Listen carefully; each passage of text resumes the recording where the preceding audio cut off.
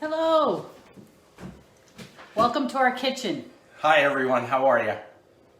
Hopefully everybody's doing well today. It looks like it's a nice day out there, a little cool, but we'd like to thank you guys for joining us today. Hopefully this is going to be fun, and maybe it's the first or the last time we do this, or multiple times. We aren't sure how this is going to go, but we enjoy cooking a lot and we usually entertain, and we thought this would be a good way just to invite people into our kitchen and still maintain that social distancing. So in case you guys don't know, this is my sous chef as well as my mixologist and my wife and partner. So we're here to have a good time. She's going to be taking care of you guys in terms of discussing some white wines that would go along with this meal, as well as making up a nice French cocktail. So the menu is really pretty simple. It is called French chicken in a pot, and it's I'm going to flip the camera around. all right. It's a very simple recipe, and what we start with is, first off, I always like to buy good quality chickens when I do this. This is free-range organic chicken, and I usually let it sit out for about 15 minutes. And we are going to do a combination of braising and dry roasting. Braising is where we would immerse this in liquid and then cook it slow and low for a long period of time. And that's typically something that you would do with a tough piece of meat, some sort of a round roast or something of that nature. Dry roasting is if you put a turkey on a rack in the oven and just the heat cooks it. It's not immersed in any liquids or anything. This chicken here is going to be using its own natural essence and juices. So it is going to be cooked low and slow for 2 hours.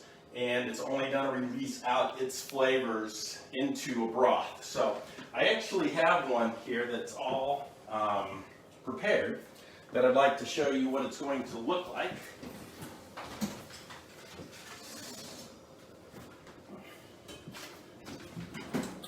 So I made this one a little earlier today, and if you notice I have a nice tight seal around here, and this keeps all the moisture in. So when you have your lid on there, it pushes down, the moisture doesn't escape, it keeps the chicken nice and moist, and doesn't let any of the good flavors escape. So even in our kitchen, you don't really smell a lot until you pull this out. The other thing that I always try to make sure of is that you use really good high quality cookware.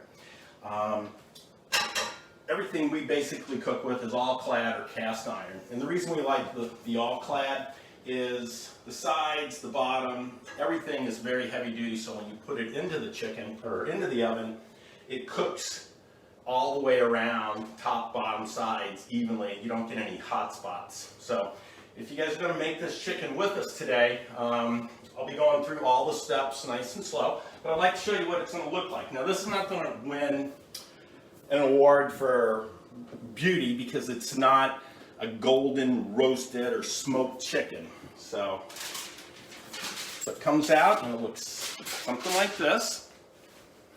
And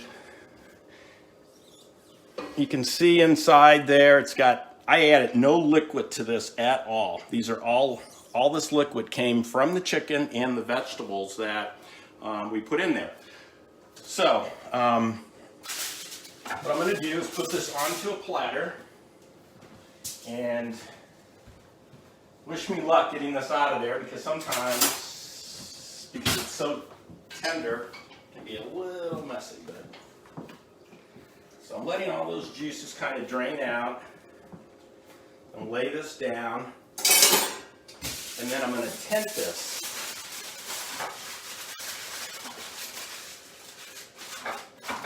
We're just going to let this sit for about 20 minutes. And then I'm going to let this cool just for a little bit, and then I'm going to strain this juice out, and I'll show you how that is all prepared. Because this is going to be our jus that goes over the chicken. And my sous chef is actually going to process and show you how this is served. Typically when we make this, we'll serve it with mashed potatoes. I'll saute up some green beans along with some diced bacon, onions, maybe a little fresh garlic in there. I usually make garlic roasted potato or mashed potatoes.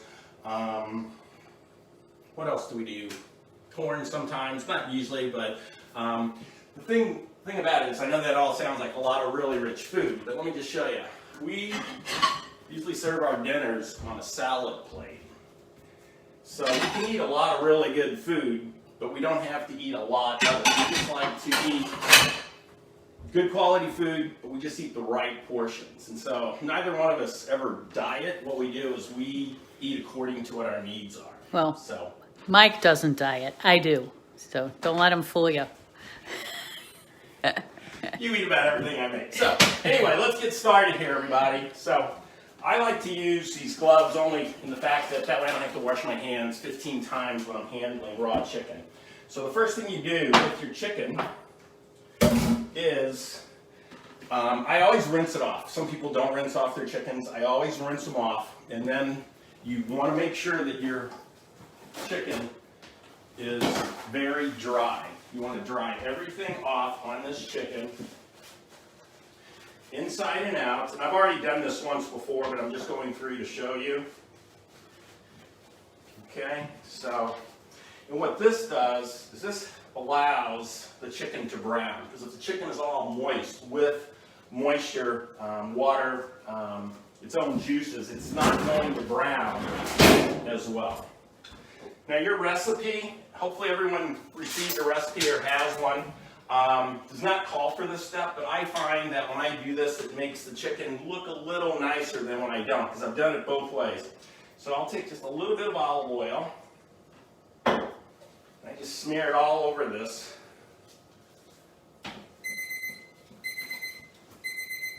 Pardon me. So I have to just put a little olive oil all over this chicken, and this will actually help the salt and pepper to stick to it. Because otherwise what happens, I find, is a lot of times it kind of falls off and everything. So, voila. So, as you can see over here, I have my salt, pepper, I have my 6 cloves of garlic. I'm not using the rosemary sprigs. I didn't get any fresh rosemary, so I'm using dry. Whenever you use dry spices, you always want to make sure that you crumble or rub those between your fingers, because since these are dry, the oils are actually inside of the herb that you're using. I have my bay leaf, I have my 1/4 cup of onion, and my celery. So I'm going to take this and just sprinkle this salt pretty liberally all over. This is 2 teaspoons, I believe. Poor chicken. So just salting this all around. And I do have my oven temperature set at 250 degrees. I have this heating up. I don't have any oil in there yet. This stove, when it goes on, it really kicks out the heat, so I got to be careful because I don't want to burn it. I just want to get a nice golden crust on that. Take my pepper. This is about a teaspoon, I believe, or something. I don't remember the amounts, but I'm actually going to throw a little bit more on there because I like a little more pepper.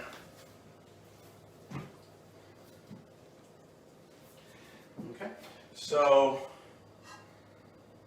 not quite there yet. Let me think. Anything else that you think of, Shannon? Okay. So I'm going to put about a tablespoon of oil in here. I still have my glove on. I'm not touching anything. Roll that around. Now when I put this chicken in, I'm going to put it breast side down, because when we cook it, I want the breast up. So we're going to brown this breast side down for about 5 minutes. I'm waiting on this oil just to start to smoke. It's not quite there yet. There it is. All right. I'll push that down nice and tight. I want to get a good sear across that. I can dispose of my glove now. chug down some beer while it's going. So hopefully we won't need to turn on the fan here so that you can hear me talk. The other things that we like to do is we try to have a base in our kitchen of certain items that we always have, and one of them is various stocks: chicken stock, beef broth, vegetable broth, beans, rice, pasta. We also, this is our snack area over here, so we don't really buy a lot of candy or anything. We basically have nuts and almonds and cherries and things of that nature. These are kind of go-to things. So how long are you browning that for? We're going to brown this for about 5 minutes. So I will then turn it using a spoon.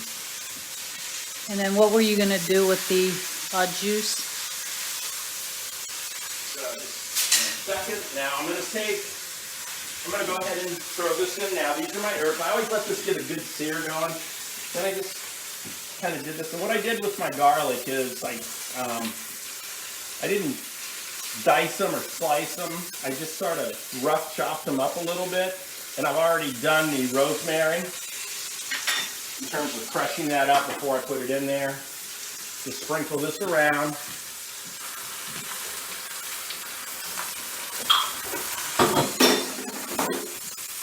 Okay. So we're going to give this about 2 more minutes, and while that's going, I'm going to come over and show you how we make the jus for the chicken that we'll be serving here later. The first thing I'm going to do is separate it into here. So what do you got there? Okay. And then what I like to do is you want to try to get and extract some of those flavors out of here. And you can run this through a cheesecloth as well. And what that will do, that will clarify this so that there's not little particles of some of the vegetables and the garlic and stuff in there. And the reason I use this is because this is a big, solid base, and it fits very well with this strainer. And then I just pour it right into here. This is my fat separator, and we let this sit for a few minutes. All the fat will rise up, and Shannon will show you how this is done towards the end of our session. You can already see the fat starting to rise up there. And now, back to our chicken. Whoops, sorry. You get thirsty doing all this talking. We should be doing push-ups while this is browning, right? Okay. We're going to stick this in the butt of the chicken. Flip it over.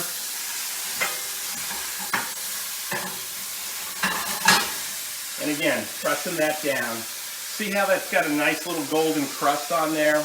I've done this enough times that when I first started doing it, I didn't do the olive oil. And it would come out and it would look sort of more pale or white. And I kind of like a little bit more of the golden sear on there. So this is going to go for about 6 to 8 minutes. So while that's going, I think we'll turn this over to Shannon, and she is going to go over some wines, I believe. Yeah, I'm going to, let me just set the camera down and flip it around so you can see me. So I am just going to talk about how to select what the best wines are to go with your meal. So when you're selecting wines to go with your meal, you really want to pair it up with the way that you're cooking the meal. So traditionally, the lighter the meat or the less the cook, that's where you want the lighter white wines. And then, so for instance, a ceviche type of dish, you want a young white wine. So for instance, that would be a wine such as this. This is actually called Fry Brothers, but Mike always likes to put the Frizy on there. They mess up the labels. They forget the SE. So, but the way that you can tell that this is a young wine is because it's kind of green. You can tell when I hold it up to the wine. The younger a white wine is, the more green it will be, the more tangy, the more tart. The other thing about wines, when picking wines, and this is a general rule of thumb, is that the lower the alcohol content in the wine, the sweeter the wine is going to be. So for instance, this Riesling is an 11.8%, so this is going to be sweeter. Now, typically Rieslings aren't so high, but this is a California Riesling. You'll find California, any grapes that are exposed to a much hotter environment will have higher alcohol content. So for instance, all your California grapes or your New Zealand grapes those wines will have a higher alcohol content, whereas your old world grapes, your European grapes, Spain, Italy, France, they don't get as high of alcohol content. So this is a Sauvignon Blanc from Napa. This is also, the one I showed you earlier was also a Sauvignon Blanc from Sonoma, which is right next to Napa. And you can see, I'm going to hold up the colors again. You can see that just the differences in the color. You can see this one's much more yellow and darker. This is actually the wine that I'm going to choose. It's a Sterling Sauvignon Blanc. This is the wine I'm going to choose for the French chicken in the pot. French chicken in the pot is really a baked method. So the more heat and the more crust or the more brown your meat is, that's when you go to more of an oaky wine. Or so, for instance, a grilled steak, you're going to pick, a heavy, dark, oaky wine like a cab. Whereas this wine here, we're going to choose this. If you're ever in doubt as to what wine to pair with your food, then you can always pick a sparkling wine or a champagne. This is Mum. It's really one of my. This is a, it's around a $20 bottle. It's an excellent champagne. I love. They have the Brutes. They have several varieties of this, and I highly recommend this wine. But today we're going to do the Sauvignon Blanc. I also, if you're interested in wines and learning more about wines, there's a lot of, great little tips. You don't have to be an expert on wines, but there is this book. Is that backwards? I don't know. So it's called Wine, a Tasting Course, Every Class in a Glass. This book is an excellent book. I highly recommend it. It has really excellent illustrations, easy to use pictures. There is a tasting, I should flip that around. I'll do that later. There's a tasting recommendation so you can taste and test and really learn about the wine. So I highly recommend this book, and we can post in the comments when this video is over what the name of this book is. How you doing over there, babe? Yeah. A few more minutes? Yeah. Or just, okay. So I'm going to open this bottle of wine. I'm going to use this. This is actually my favorite wine opener. This is a Trader Joe's. It's actually like an inexpensive wine opener. But the reason that I like this is it's got a two-step opener on it. So when Mike is drinking his beer, I'm actually going to have a glass of this wine. The other thing about serving white wine is you want it chilled, but you don't really want it ice cold right out of the refrigerator, because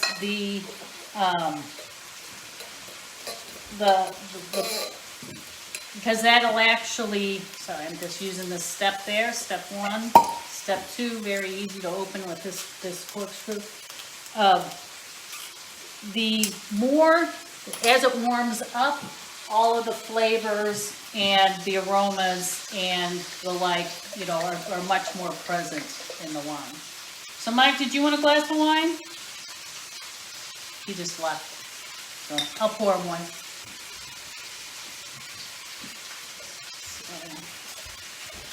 Did you want a glass of wine, babe? Sure.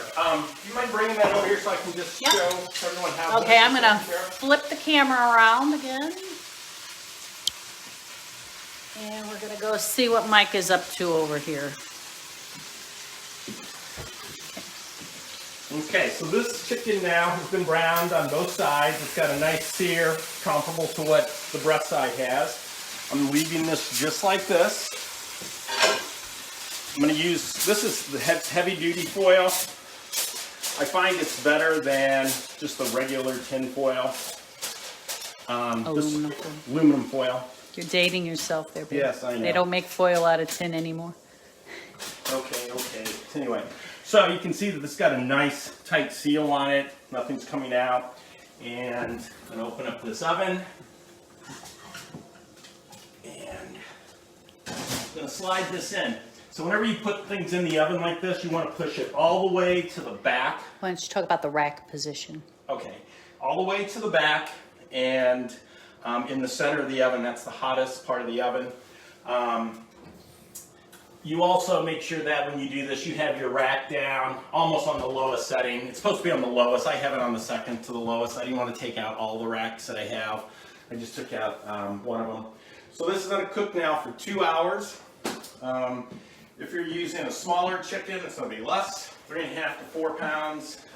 It's about an hour, give or take. 5 to 6 pounds is 2 hours plus. The nice thing about the way that this chicken is cooked is it's not really braised, it's not really roasted, it's a combination of the two, and it releases out its own natural juices and essence from the herbs and celery and things that we put in there, as well as its own juice.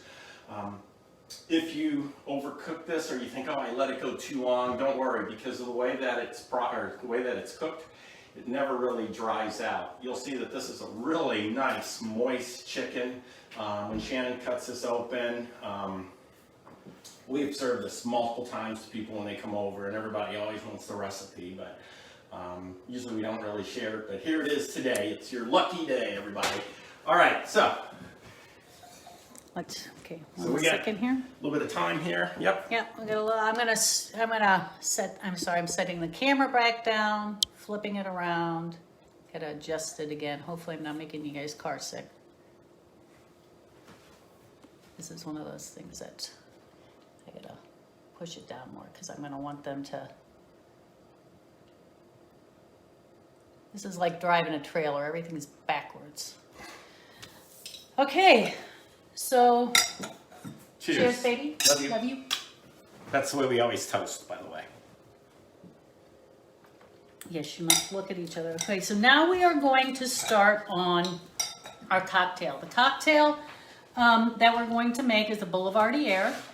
It was a cocktail that was invented around the 30s. It was actually published in a magazine called the Boulevardier magazine, which was a magazine for American patriots in Paris, which is why it is actually using a whiskey, because typically when you travel over to Europe, it's hard to find bourbon or whiskey in Europe. So what this drink takes is first, a couple things before I start explaining that. What you want to do is, this drink is an all alcohol drink, and it's served straight up. So anytime you serve anything straight up, or actually anytime you make a cocktail, you want to chill the glasses. And basically what I do is I just fill them with ice and then fill them with water and let them set to the side. The other thing is the vessel in which I'm going to stir the cocktail in needs to be very cold. So that is in the freezer. So you want to make sure what you're stirring in is in the freezer. This drink has 3 liquors in it. The first is a whiskey. Now, some people like bourbon. I prefer to use a rye whiskey because the other 2 alcohols are a little on the sweeter side. And I think that if you use the bourbon, it makes it too sweet. That is my favorite rye whiskey right there. So this is Angel Envy's finished rye. we actually made these last night, and we used bullet rye. Bullet rye is more affordable than this Angel Envy, but we're gonna use the Angel's Envy today. This drink also uses Campari. If you have, I'm gonna flip this around because this is driving me nuts here. Well, no, there we go. Sorry, the fact that you couldn't, that the words were backwards were driving me nuts. So this is Campari. Campari is an Italian liqueur. It is very bitter. If you've never had Campari, I'd recommend buying it. It makes a lot of good cocktails. It actually is great in the summer with just club soda for a nice spritzer during the day. It's lower alcohol content, so if you mix it with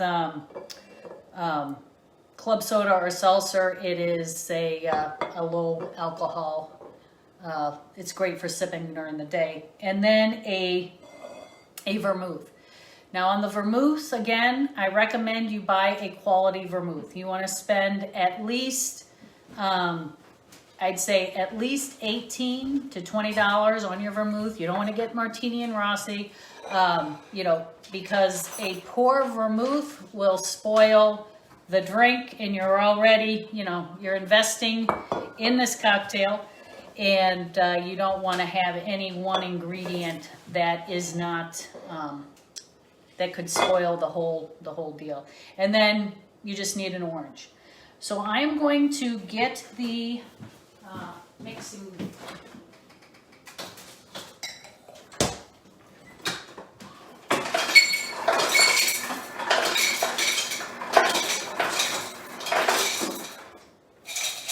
Okay, so I filled this up about half full with ice. And you can see the vessel in which I'm going to stir it in is very cold. Now, what we are going to do is this is a cocktail in which you stir. Now the difference in when do you stir and when do you shake. You stir when your beverage contains all alcohol. I call those liquor drinks. All that's in there is liquor. You always want to stir a liquor drink. And the reason is because you really want to dilute the alcohol as well. So when you stir, you're actually melting the ice, so it's imparting water into that cocktail, and it's also chilling it along the way. So we are going to stir this. You shake a cocktail when there's a fruit in it, or a lime juice, or a lemon juice. That's when you shake. So I can hear that. So we are going to, this drink is 2 parts whiskey to 1 part each of the vermouth and the Campari. So I have I love my little measuring cups here. This is actually 2 parts to 1 part. Now I typically will instead of making doubles, I always make 1.5. So I will always do 3 of a 3 part and just split it up into 2. So we're going to do 3 of these. This is the rye. We have 2 parts rye.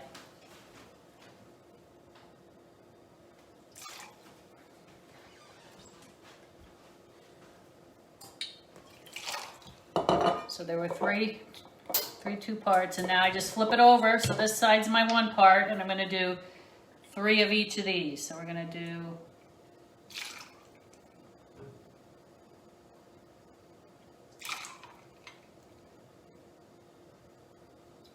and for those math whizzes out there, I could have just flipped, done 2 pours with the large and the small, but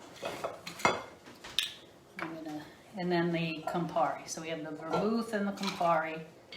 This recipe is also if anybody's had a Negroni, this is similar to the Negroni recipe.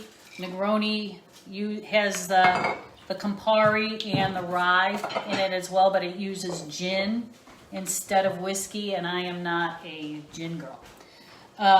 So now we're going to stir, and now the length of time that you stir the cocktail really depends on the size of your ice and really the potency of the liquor you're using. Because like I said, you really want to get those ice cubes melted to dilute it. And if you don't get enough water in there, the cocktail tastes really hot. And if you get too much water, then it'll taste weak. So I like to actually, I've been doing these enough that I know, I like the ice cubes about halfway melted. And that also makes the cocktail itself, it chills it as well as dilutes it. So I'm just going to stir for a little bit longer. My ice cubes aren't quite melted enough yet.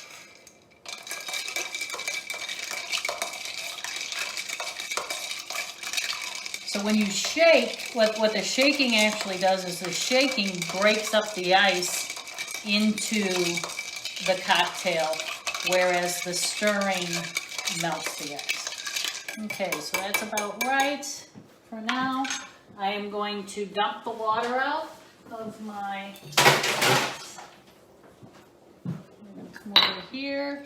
So the water is dumped out. Now this garnish is going to be just the peel of the lemon. So I'm just using a vegetable peeler, and I'm peeling off the lemon. I'm just going to twist it, the orange. I'm going to twist it in the glass, and then I'm going to take it and just put some of that oil around the rim and put that twist in the glass. This gives it a nice scent. You really want the oils, so you're really going after the oils, and so you want to make sure it's a fresh piece of citrus, because the longer it sits around, the more it dries out and it doesn't. And then stirred cocktails, you actually strain. So I have this little strainer. All my little bar implements actually came from Ocean State Job Lot, so it's not like they're.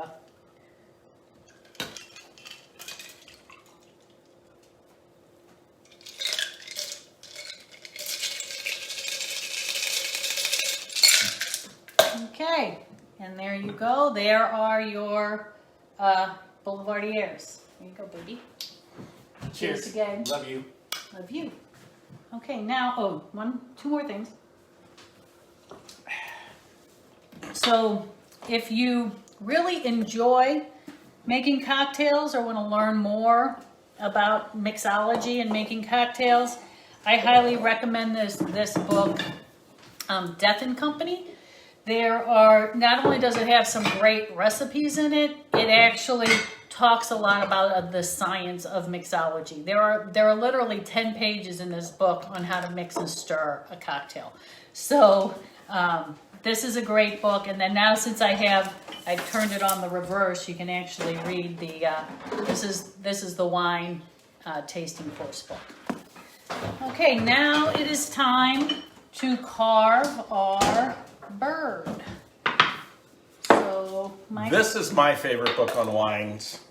It's called Wines of the World, and this is an amazing book, but it's more on the educational side than what Shannon had described earlier. So this talks about all the wines from all over the world, all the regions, all the varieties of those regions. And it's really just more of a reference guide, but I use this book a lot. As you can see, I have a lot of tabs in it. Okay, so now I am going to, Mike's going to bring the bird over here. Okay. But what I'm going to show you first, this is a trick. I don't know if anyone knows, but our oldest son is actually a chef, and he showed me this trick, which I think is an excellent trick. So anytime you're doing anything on a cutting board, you should lay down a towel. And you should put the cutting board on top of the towel. That will keep, that will keep the cutting board firm and stable so that it does not move around. And to do this, I'm actually gonna put my apron on because this is a messy situation. I know. Okay. So I'm I'm gonna transfer this bird onto this board. So the first thing you want to do is I always like to remove the legs. And basically, all I do is go in, you just find that the thigh joint and you just attach it. Now when I serve this, I actually just keep the legs, the dark meat intact, because we have family that, our family likes, there's people that like the dark meat, people who like the light meat. When they like the dark meat, they want the whole leg. So when you cut the breast off, you basically want to go down in the center of the breastbone. This is still really hot. And you're just following along the breastbone, and you're going to cut this off in one full piece, just like that. Can you see? You just take it down the center of the breastbone.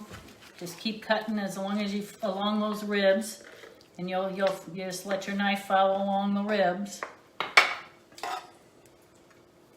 And so now you have a carcass.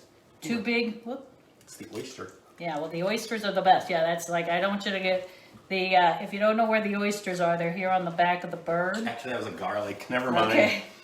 They're on the back of the bird, and they're like the sweetest. Here it is right here. That's the sweetest meat on the birds. Mike's mom used to love the oysters. Looks just like that. So then they call them oysters because they look like Little oysters. So then what I do is I take the breast and I just slice it this way. Not as good as Island Creek oysters. And this will make nice serving pieces that everyone can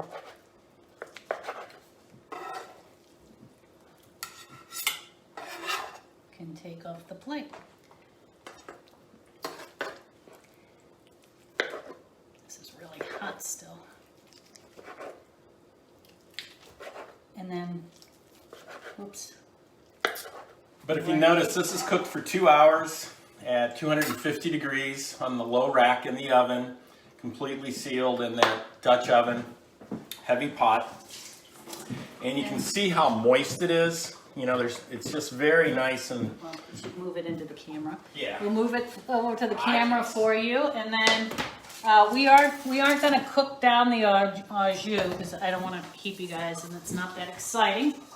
But basically, the final step is now you pour your au jus. I love this. This is a OXO fat separator, which I absolutely love. When you pour it in, you make sure you have the plug-in that creates a vacuum. When you're ready to pour it, you pull it out, and you just pour that liquid in, and as you can see, the fat stays away from the bottom. You just keep pouring until you get down to that fat line, and then once the fat starts coming through, you stop. So now all the fat is there, and you have this nice clear jus, which will heat up on the stove. Put some lemon juice in there. It's in the recipe. And then when you serve it, this can go over the chicken, and it can go, if you have mashed potatoes, it can go over the mashed potatoes. And if you'd like to thicken that up, one thing you can do is you could use a little cornstarch or a little bit of flour. We never do that. I don't recommend thickening out. Yep. But if you want to, you can. So it's just if you like your gravy just a little bit thicker. So, okay.